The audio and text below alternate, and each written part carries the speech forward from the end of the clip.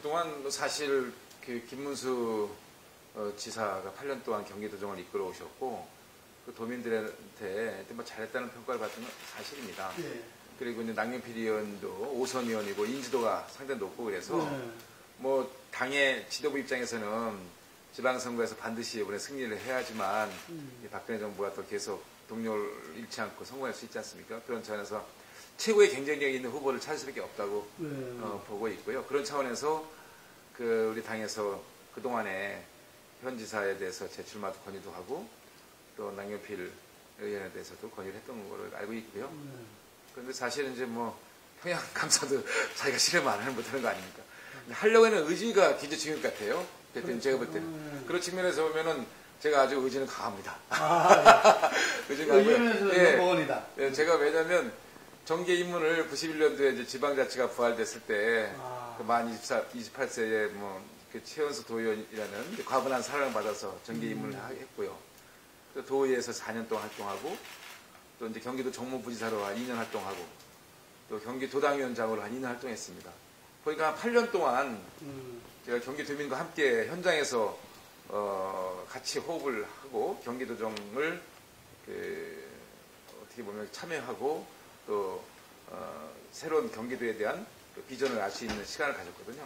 그래서 사실은 여야 통틀어서 그 많은 후보들이 지금 준비하고 있지만 경기도의 직접적인 그 현장 행정하고 경기도민들의 소망이 뭔지를 이렇게 현장에서 잘 파악한 후보는 감히 이제 저라고 생각을 하고 있고 또 뭐 그것뿐만 아니라 경기도가 고향인데 그 지역구 평택에서 그 4번씩이나 지역구민들이 좀 과분한 사랑을 보내주 덕분에 이제 4선 국회의원 하면서 18대는 이제 국회 국방위원장도 하고 지금은 이제 통일을 여는 뭐 국회의원 모임 대표도 하고 있습니다. 그래서 이런 그 중앙과 지방의 자산을 저의 정치적인 자산을 이번에 경기도지사 선거에 다 쏟아부어서 정말 온몸을 던져서 이번에 꼭 경기도지사를 한번 해야겠다. 그래서 그동안 경기도가 키워준 이 원유철이가 이제 경기도에 보답을 좀 할 때가 오지 않았나 싶어서 의지로 지금 불타 있습니다. 제가 대학 다닐 때 저 이제 고대 정형외과 4학년 재학 중에 통일민주당에 참여를 했어요. 거기에 이제 사실은 제가 뭐 중앙에서 유명했던 뭐 그런 명망 학생운동을 했던 그런 적은 아니었고 제가 좋아서 그 당시에 이제 그 군정 종식이 좋아서 문민정부를 세우겠다라는 차원에서 좀 힘을 보태겠다 작은 힘이지만 그래서 제가 민주산학회를 찾아갔죠. 민주산학회 찾아가서 저보고 제가 김명윤 그 당시 이제 그 회장님한테 갔더니 직접 못 뵙고 거기 사무총장한테 민주산학회 지부장을 좀 해야겠다. 내가 문민정부 설립하고 하는데 좀 일조를 하고 싶다 그랬더니 대학생이니까요. 제가 고대 처니까 4학년이니까. 아유, 저희 학생은 가서 해야 될 때가 있다고 그러더라고요. 어디냐 했더니 중청 가버려요. 중청. 중앙청년위원회. 그 당시 이제 중청위원장이 누가 있냐면 유성환 의원님. 대구에 국시 발언했던 유성환 의원님이 그 중청위원장이었어요. 그 사무총장이 강삼재, 조직국장이 이종혁. 그리고 제가 이제 갔죠. 가갖고 이제 제가 이제 그 평택시가 예전에 그 3개 시군으로 나눠져 있었거든요. 그 중에 송탄시라고 있는데 거기 이제 지부장으로 제가 임명을 받았죠. 근데 제가 제가 없으니까 제가 원해서 했던 겁니다. 그래서 열심히 그때 뭐 사실 87년 대선에 정말 열심히 했습니다. 열심히 캠페인하고 참여했고 제가 국민운동본부 학생들 다 키워갖고 그 당시 조선일보에도 보도가 됐는데 전부 부정 투표 못하게 개표 못하게 막 그 학생들 평택에서 전부 배치하고 막 또 그 밤에 또 귀청년들한테 스킵 받아갖고 또 같이 뭐 사실 저희들이 많이 다치기도 그랬죠. 그래서 하여튼 그 정계 입문이 대학 다닐 때부터 이제 시작을 했는데 91년도에 지방자치가 빨리 찾아온 거예요. 그래서 3당 합당하고. 예, 그렇습니다. 3당 합당이고. 민자당으로 해가지고. 민자당인데 제가 공천을 못 받았죠, 당연히. 왜냐면 그 평택의 그 당시 국회의원이 민정계 출신이셨는데 그 권다스 의원님이라고 있었어요. 저는 이제 민주계 출신이잖아요. 그래서 아예 뭐 공천 출신이라 생각도 안 하고 제가 또 사실 나이도 어리고 뭐 사실 가진 것도 없고 그렇다고 뭐 공부를 많이 해서 무슨 박사도 아니고 그래서 기대를 안 했죠. 다만 제가 이제 그 당시 국회의원한테 방해만 하지 마라. 나 같은 젊은이도 하나쯤은 이 지역에도 필요할 거다. 열심히 해서 무소속으로 해서 반드시 이 지방자치에 일정 부분 내가 역할하고 싶다. 방해만 하지 마십시오. 했더니 열심히 해보라고. 그래서 그 당시 민자당 후보랑 제가 붙었죠. 붙어서, 예, 무소속으로 된 겁니다, 그때. 그 때문에 제가 뭐, 주변에 신세를 많이 졌죠. 주변에 예전부터 같이 뭐, 민자운동 했던 그 지역의 평택의 청년 당원들, 또 많은 선후배들이 함께 힘을 모아준 분은 된 거죠. 예. 북한을 다녀왔어요. 예, 평양에. 다녀왔는데, 이제 그 단장으로 경기도가 남부 협력 사업을 하는 게 있습니다. 그래서 평양시 강남군 당곡리라는 마을에 가서 그 경기도가 지원을 해서 하는 사업 현장을 둘러봤어요. 그 당시 이제 경기도가 지원한 사업이 뭐냐면 그 당면 공장도 져주고, 그다음에 그 우물 관정도 파주고, 또 비닐하우스 같은 것도 줘서 영농 기술도 알려주고, 또 이제 학교 같은데 아이들 학교 같은데 시설도 보수해주고, 마을 학교도 좀 고쳐. 그러니까 실제 새마을 운동도 해주고, 새마을 운동을 그 자매 결연 맺은 저기도 해주고, 또 소득 증대를 시키는 지원도 해주는 거예요. 근데 제가 인상 깊었던 것은 뭐 다른 거 다 빼고, 제가 이제 단장이 돼서 경기도 공무원들하고 도의원들하고 같이 방문단 구성에 갔는데, 그 평양시 강남군 당곡리 갔더니 그 인민위원장이 그 당곡리가 한 3,000명 되는데 인구가 인민위원장 나와서 저 한 대 해주더라고요. 한 대 주는데 그 인민위원장하고 거기 나온 인민위원회 사람들하고 우리 경기도 공무원들하고는 그렇게 그냥 뭐 다정할 수 없는 거예요. 보자마자 끌어안고 뭐 형 뭐 동생 그러면서 뭐 잘 있었냐. 벌써 경기도는 많이 교류를 했던 거예요. 그러니까 이미 제가 바라보는 그 강남군 당곡리 현장은 통일이 돼 있어요. 거기는 이념도 필요 없고 정치도 필요 없는 거예요. 그래서 실질적으로 서로 도움을 주는 사이. 그러니까 경기도 일반 공무원, 평범한 공무원들하고 그 당곡리의 인민위원장하고는 이미 하나가 돼 있더라고요. 아주 일찍하더라고요. 이 동포라는 네, 그거 맞습니다. 그러니까 실제로 사실은 굉장히 긴장하고 들어왔는데, 야 이게 이제 그러니까 지자체의 단위에서의 남부 협력 교류 사업 굉장히 중요하다. 장기적으로 통일로 가는 길목에 있어서 이 지자체 간의 자매 결연도 많이 하고 그 이질감을 좀 해소하고 동질감을 회복하는 차원에서의 앞으로 지자체의 역할이 매우 중요하다. 경기도는 이제 규제가 사실은 수도권 규제 때문에 그렇죠. 여러 가지 이제 지방하고 또 이렇게 뭔가 서로 모순이 있어. 근데 제가 사실은 수도권 규제 완화 관련돼서 이제 정무부지사로서 국회 가서 뭐 그 당시 요구도 하고 정부 가서도 하고 굉장히 강력히 요구했었는데, 대표적인 사례가 이천에 하이닉스 공장이 있는데요. 하이닉스 공장을 그 한 10m만 공장이 증축이 되면 그 반도체 라인이 한 10m만 늘어나면 아주 경쟁력 있는 제품이 나와요. 근데 수도권 정비계획법이 뭐 공장에 신설 증설이 안 되니까 증설이 허가 안 되죠. 근데 콩밭이에요. 콩밭은 한 10m만 안 되는데 그걸 허가 안 해주는 거예요. 그래서 결국은 그 이제 중국으로 떠나고 이제 그랬거든요. 네, 중국으로 가고 뭐 그랬어요. 근데 그런 게 그 당시에 경기도가 수도권 규제로 인해서 그 일자리가 예를 들어 뭐 공장이 뭐 지방으로 이전이 돼서 그 우리나라에 가 있다, 대한민국에 그냥 뭐 오래 안 가고 있다면 마음으로부터 양해가 되는데, 솔직히 뭐 경기도 못해도 그렇습니다.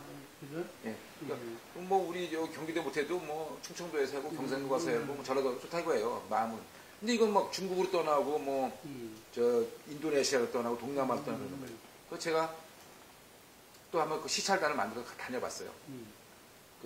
규제 때문에 떠난 기업들, 경기도에 떠난 기업들 가서 본 거예요. 가서 보니까 뭐 우리 그 일자리 뺏겼죠. 국부가 유출되는 거잖아요. 계속. 지금도 사실 그런 문제가 있는데, 저는 다른 건 몰라도 이 수도권에서 첨단 업종 같은 거는 이런 거 잘 케이스 바이스 케이스로 해서 좀 풀어서 일률제 규제 문제인가요? 그렇게 좀 했으면 좋겠다는 마음 가졌는데, 그거 이제 인상 남는데 동시에 일본을 이제 갔어요. 일본은 어떻게 규제를 풀었나. 일본도 갔더니 일본도 마찬가지로 동경하고 지방하고 서로 그러니까 제로섬 게임을 하는 거죠. 뭐 동경이 풀리면 지방이 이제 불이익 본다. 그래서 생각하는 게 똑같더라고요, 우리하고요. 동경의 수도권 규제 완화를 어떻게 했냐 물어봤더니 제가 이제 그 당시 이제 규제 담당 장관을 만났어요. 국회의원. 거기는 어떻게 했냐면 그 고이즈미가 다 불렀대요. 우리 따진 도죠. 현 지사들을 다 불렀대요. 부르고 그다음에 그 유력 정치인들 우리 따지면 시도당 위원장 정도 시도당 위원장 불러서 전부 이제 한 테이블에 놓고 동경이 규제 풀겠다. 동경 풀 그 대신 각 현별로 최대 수건 사업 이런 사업 2개씩 내놔라. 그 2개씩 다 테이블에 던졌다는 거예요. 그래서 원샷으로 그냥 서로 끝내버렸다는 거예요. 수도권에 푸는 대신에 지방의 체계, 예를 들어서 뭐 부산 같은 경우에는 무슨 국제공항 알고 해준다 이거예요. 근데 수도권 풀고 뭐 이런 식으로 해서 원샷으로 끝냈다고 하더라고요. 그래서 저도 그걸 언젠가 한번 우리도 참 그것도 하나 모델 되지 않을까 생각을 가지고 대통령이 결단이 그러니까 염두에 두고 있는 거지. 건의도 할 수 있다는 생각이 들어. 경기도가 사실 뭐 이 경기도라는 이름 지명 쓴 게 1000년 됐잖아요. 네. 1018년이 이제 꼭 1000년 되거든요. 예.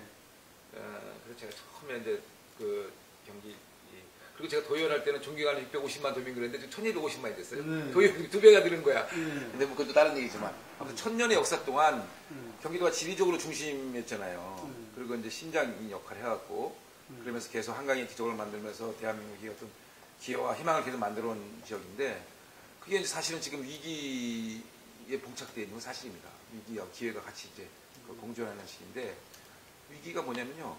고령화 속도가 무지하게 빨라요, 경기도가. 수도권이 늙어가고 있는데 대표적인 게 경기도입니다. 경기도가 아주 고령화 속도가 무지하게 빠릅니다. 근데 경제 성장률도 떨어지고 있고요. 고령화 속도가 몇 빠르냐면 베이비 부모 세대가 이제 경기도에 잠깐만 늘어나는 거예요. 출산율은 적어지고. 그러니까 55년생부터 63년생까지 인구 많잖아요, 경기도에. 그러니까 그냥 뭐 점점 늘어나고 있죠. 그다음에 경제 성장률은 충남이라든가 전남이라든가 제주도보다 못합니다. 그러니까 젊은 사람들 일자리가 줄어들고 있고. 그래서 이제 그런 게 위기고, 뭐 기회는 아까 말씀드린 대로 뭐 대한민국이 배출한 뭐 세계적인 초일 기업 삼성, 현대, 뭐 기아, 또 LG 다 생산본부 기지가 경기도 있잖아요. 영통. 또 있고, 뭐 중국이라는 거대 배후 시장 있고, 또 통일 시대에 있어서 이제 경기도에서 다뭐 개성공단이라든가, 또 DMZ 세계평화공원이라든가, 뭐 남부협력 촉도 사업이라든가, 이런 것들이 다 경기도를 통해서 이루어지게 되니까, 이것도 기회죠, 저희한테는. 그래서 저는 그래서 아까 이제 또 다르게 하는 말씀에 대해 답변인데, 그래서 저는 이제 고 프로젝트를 만들었어요. 그러니까 위기를 해소하고 기회를 만들어 가자. 그래서 분야별로 6개 분야를 이제 분야별로 두고 7개를 7번째는 권역별로 묶어서 고 프로젝트를 만든 거예요. 고. 지오. 예. 예. 앞에는 G는 경기, O는 오케이. 경기도민이 오케이 할 때까지 고 프로젝트를 만들고 슬로건을 고 프로젝트로 이기는 경기를 했죠. 이기는 경기. 예. 그래서 이기는 경기의 의미는 이제 우리 경기도가 무슨 자치단체 국내에서 경쟁할 것이 아니라 동북아에 이제 진짜 허브로 가야 된다. 이 북경이나 뭐 동경 같은 이런 메가시티랑 경쟁해야 되면서 앞으로 지정학 위치가 경기도가 충분히 그런 게 가능하잖아요. 여러 가지로요. 그래서 지금 일자리 특구도 만들려고 지금 법안도 준비하고 있는데 경기도에 대중국 일자리 특구요. 아무튼 그런 거 통해서 이제 경기도를 동북아 허브를 만들었다 싶어서 그렇게 이제 허브로 내셨다는 말씀드리고 그리고 이제 그 두 가지를 좀 전에 해보세요. 이제 그 대표님 저는 이제 뭐 김문수 지사가 그동안 쭉 잘해온 거는 잘 더 발전시켜 나가야 되잖아요. 예를 들면 뭐 무한돌봄상을 더 잘했더라고요. 어렵고 힘든 갈데 없는 상황에 무한돌봄상을 잘했고 그런 건 뭐 소외되고 힘든 도민들에게 새로운 희망을 주셨으니까 그러니까 저는 이제 거기다 조금만 더 플러스 시켜서 좀 창조적으로 이제 발전시켜 나갈 때는 생각 갖고 있고 GTX 같은 것도 잘했다고 봐요. 수도권 차가 너무 막혀서 GTX하고 이제 광역버스하고 한성 체계를 만들어서 이제 수도권의 교통난 해결을 하고 있는데 너무 잘했다고 하는데 이제 저는 이제 앞으로도 제가 재외국민위원장 위통위 하면서 좀 더 좀 적극적으로 글로벌 경기 쪽으로 가야겠다. 이런 외자 유치 같은 거 이런 것도 적극적으로 해서 그런 쪽으로 좀 더 관심을 갖고 추진을 해야겠다는 생각을 하고 있죠. 지금 김문수의 경기도정에 대한 평가는 결국은 이제 그 도민들의 평가로 되지 않겠습니까? 객관적으로 보면. 근데 여론조사를 보면 그 김문수 도정 잘했다는 것이 사실이 좀 많습니다. 잘했고 예. 또 이번에 지방선거 관련돼서도 김문수가 또 나왔으면 좋겠다는 것도 상당히 수치가 높게 나온 것만 보더라도 예. 결국 민심이 현재는 수치로밖에 뭐 측정될 수 없으니까 그렇게 본다면 8년 동안 대체로 잘 해왔다 라고 보고 있고 잘한 거는 아까 말씀드린 대로 이제 일자리 창출 나름대로 했고 GTX사 무한도로에서 잘했는데 이제 그 경기도의 재정위기 때문에 사실은 좀 고민이에요. 재정위기가 사실은 이제 재정위기를 이제 뭐 야당에서는 좀 이렇게 문제를 삼고 있는데 더 근본적인 이유는 정치권의 잘못이라고 봅니다. 야당이 천막 정치가 더 근본적 원인이라고 보거든요. 광화문 가서 천막 정치하고 그다음에 국회에서 그 제때 법안 처리 안 한 이유가 경기도의 재정위기를 불러왔다고 보고 있어요. 왜냐하면 경기도 재정의 그 주 세입원의 56%가 거래세입니다. 거래가 일어나야지 경기도 세입이 잡히거든요. 56%, 60% 가까운. 예. 근데 이 거래세라는 게 아시다시피 대표님 취득세고 등록세인데 취득세 관련된 법안을 계속 작년에 그냥 그 야당이 그 길거리 뛰쳐나가는 바람에 국회에서 아무도 법안을 통과 못 시킨 거예요. 근데 경기도 도민들이 아파트를 사고 팔고 자동차를 사고 팔아야지 등록을 해야지 이게 경기도 재정이었는데 아무것도 안 되는 겁니다. 나 같아도 뭐 집 살려고 했는데 지금 취득세가 2%에서 안 받겠다고 하고 1% 내린다고 했는데 누가 사겠어요? 매매가 안 일어나죠. 그 근본적인 원인이 나는 야당이 천막 정치가 더 큰 문제다. 그래서 재정의 감소. 이게 온 거죠. 그렇죠. 56%나 되는데 거래세가. 그러니까 사업할 수 없었죠. 그게 첫 번째 이유고 두 번째는 이제 복지. 복지에 대한 그 수요가 급증하면서 사실은 중앙에서 이 지방에 복지 부분의 수요에 대해서 이제 예산 지원도 해줘야 되는데 그걸 못했어요. 그러니까 복지에 대한 것이 매칭 펀드를 해주는데 지방에 사실 많이 떠넘기는 게 많았죠. 그래서 저는 경기도의 재정 위기는 결국은 들여다보면 거래세하고 복지 예산 때문에 치사로서 어쩔 수 없는 거네. 네, 핵심적인 두 가지 때문에 그런데 그거는 어떻게 보면 근본적인 거는 정치권의 책임이다. 그 뭐 예를 들어서 영유아 교육법 같은 거 빨리빨리 통과시켜서 그 아이 문제도 지원도 해줘야 되고 거래세 같은 것도 이제 취득세도 관련된 이런 것도 좀 법안을 빨리 통과시켜서 거래가 일어나게 해줘야 되는데 그건 아니가 거래 절벽이 일어났습니다. 거래 절벽. 안 있는 거예요. 거래가 수치가 나타나고 있거든요. 저는 이제 야당에서는 김문수 우리 새누리당이 경기도정에 대해서 뭐 재정 파트너니 해도 내가 어디 가서나 자신 있게 얘기해. 야당이 더 책임있다. 근본적인 책임은 야당이 있다. 당신들의 천막 정치, 거리를 뛰쳐나가서 맨날 민생 안 돌보고 그거 더 큰 문제 아니냐. 그것이 만약에 그런 일이 없었다면 우리가 비판받아도 마땅하지만 이제는 통과된 겁니까? 통과됐죠. 이제. 그래서 제가 이기는 경기가 바로 그겁니다. 메가시티, 제가 내세는 이기는 경기는 국내의 자치단체가 싸울 게 아니라 우리 경기도는 그 중국의 북경권과 일본의 동경권 이런 메가시티랑 글로벌 무한 경쟁에서 우리가 이겨야 된다. 근데 경기도가 위치가 정말 센터입니다.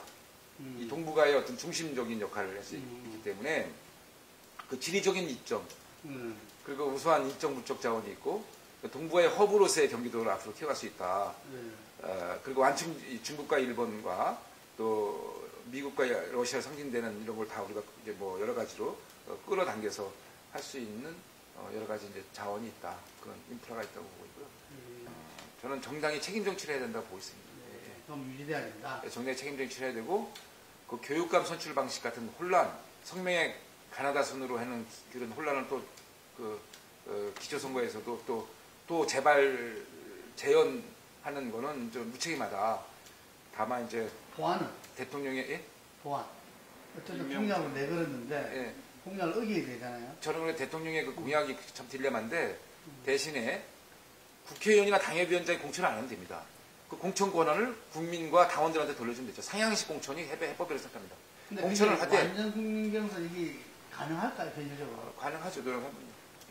여야가 합의가 되면 여야가 되면 오픈 프라이머리에 의해서 그 완전 국민 경선 합의가 안 되면 실제로 제가 했었어요. 제가 제 평택 평택 시장을 실제로 그렇게 했다니까요. 국민들 모아놓고 그럼요. 예. 이게 당원들하고 다 대의원들이 모여서 3명의 후보를 가지고 상향식 공천을 한 겁니다. 오픈 프라임은 아니지. 그건. 아니, 이제 그 오픈 프라임은 아니지만 상향식 공천. 네. 당원 대의원들이 모여서 1000명이 모여서 그 투표해서. 사람들이 당원 대의원이 주로 이제 국회의원이나 위원장이 뽑은 사람들이고 그 입김이 통한 사람이기 때문에. 그건 있어요. 그 대표님, 그게 그거다라고 이야기하는. 그건 일리가 있는 말씀인데요. 숫자가 많으면 안 됩니다, 그게. 숫자가 제한적일 때는 입김이 되는데, 숫자가 많아지면, 하여튼 간에 거기에 대한 보완은 상향식 공천제. 공천이다. 예. 그래야지. 그 안철수 정치로 상징되는 새 정치에 대한 국민 여망이 반드시 있습니다. 네. 예. 그러면 제가 그 여러 형태의 여론조사 결과를 보더라도 지금 경기도의 경우에는 그 우리 새누리당 다음으로 높은 지지를 받고 있는 정당이 안철수 신당입니다. 네. 그래서 저는 안철수 의원께서 이번에 정당을 만들고 지방선거에 참여하겠다고 하신 이상 정당을 만들면 당연히 후보를 내야 되는 거 아닙니까? 가장 정당의 본질적인 기능 중에 하나인데 당당하게 이번에는 좀 후보를 내서 멋진 국민들의 심판을 좀 받고요. 그것이 한국 정치 발전에도 도움이 된다. 새누리당에도 자극이 되고 일단 저한테도 자극이 됩니다. 그래서 안철수 신당이 정말 국민들이 바라는 새 정치를 좀 담아서 당당하게 새누리당과 붙어서 이기겠다라는 그런 의지를 가지고 저희를 한번 멋진 그 국민들의 심판을 받았으면 좋겠습니다. 야권 연대 단일화 하지 말고 그거는요 완전히 그런 국민들 또 실망시키는 겁니다. 그 야권 연대니 무슨 또 뭐 그 나눠먹기 시기니 이런 거는 그 국민들이 바라는 새 정치가 아니죠. 정말 그동안에 그 기성 정치인들이 그 보여줬던 행태에 대해서 염증을 느끼는 국민들이 안철수 정치로 상징되는 새 정치에 대한 여망이 있거든요. 그 여망이 이제 각종 수치로 나타나고 있지 않습니까? 그래서 당당하게 그런 것을 기초로 해서 심판을 받는 게 좋다. 예, 저는 그렇게 생각합니다. 근데 그게 이제 마지막에 가가지고는 이렇게 도저히 그 어부지를 줄 수 있다 해서 막판 그 단일화 가능성도 있지 않겠습니까? 그럴 패배는 훨씬 뛰어넘어야 되는데. 그 패배주의죠. 예, 아니 그 패배주의죠. 그는 일종의. 그건 안철수 의원이 그럼 아예 정당을 만들지 말아야죠. 그럼 차라리 그냥 지금부터 민주당에 들어가든지 합당을 하든지 하는 게 옳죠. 또 국민들이 혼란을 줘서 구태 정치를 또 재현시킨다는 거는 또 국민들에게 크게 실망시키는 걸로 생각해서. 예상 어떻게 하십니까? 저는 선전할 거 봅니다. 안철수. 예상 끝까지 갈 것이다. 그러니까 안철수 신당이 지방선거에 최선을 다해서 참여하고 본인들의 정책, 철학, 그 다음에 이런 것들을 국민들에게 알리고 당당에 나선다면 이번 선거는 새누리당 대 안철수 당의 어떤 경쟁이 되지 않을까. 양당의 경쟁이 될 것이다. 실제로 경기도에서 수치가 이렇게 나타나고 있어요. 전국적으로도 그래 보신다. 예, 저도 충분히 그럴 수도 있다고 보고 있습니다. 예. 존경하는 경기도민 여러분 안녕하십니까. 원유철 의원입니다. 새해 복 많이 받으십시오. 경기도가 천년의 역사 동안 대한민국의 중심이자 심장 역할을 해왔습니다. 그러한 경기도가 지금은 위기와 기회를 맞이하고 있습니다. 저는 위기를 해소하고 기회를 살려서 경기도가 대한민국의 미래를 열 수 있도록 하겠습니다. 저는 고 프로젝트로 이기는 경기를 저의 슬로건으로 삼았습니다. 경기 남부 쪽에는 경기 창조밸리를 통해서 창조경제의 꽃을 피우겠습니다. 경기 북부 지역은 경기 평화밸리로 해서 통일을 열어가는 경기도 역할을 다하도록 하겠습니다. 이러한 모든 꿈을 경기도민과 함께 이러한 꿈을 현실로 만드는 한 해가 될 수 있도록 최선을 다하겠습니다. 감사합니다.